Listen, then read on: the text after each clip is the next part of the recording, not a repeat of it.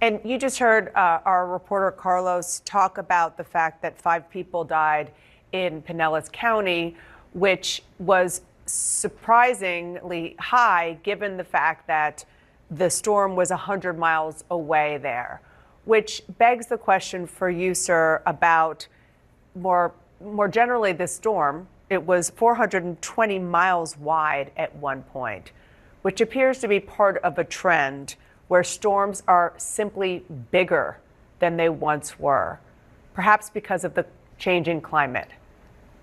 What are your thoughts on that? Yeah, Dan, who knows, but you're right. Irma was bigger than our state. This was gigantic.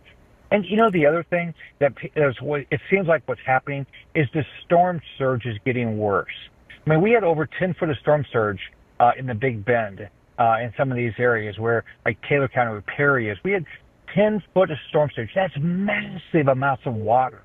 So the National Hurricane Center is doing unbelievable work trying to educate people that don't just think about the wind, think about the water. In Florida now, most of what you die from is water and not from wind. So what's happening is it's a water coming in and just floods in and then sucks everything out, including you if you stayed around. Think about Sanibel 2 years ago. So you're right.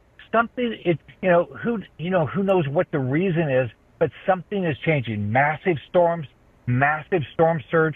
So we've got to figure this out. But here's the positive. We're going to do it. We're going to build more resiliently. We're going to come back. I live in a most wonderful state with wonderful people that are very resilient. I don't want to get too far down this path because we're looking at pictures as you're talking. There's absolute devastation, and it is still very much an ongoing horrible situation in your state. But when you say something's going on, isn't it pretty obvious that the climate is changing, and that is changing the size of these storms and making them as big as you just described? And absolutely, something's changing. The climate's clearly changing, and what we got to do is, like when I was governor, I spent a whole bunch of money on resilient sea level rise issues and beach renourishment issues, and trying to make our state more resilient. So what we've got to do is we know things are changing. We've got to figure out how do we react to that. And so in the short term, I'm talking today. What I'm doing is I'm traveling the state, talking to sheriffs, talking to first responders, trying to do everything I can to keep people safe.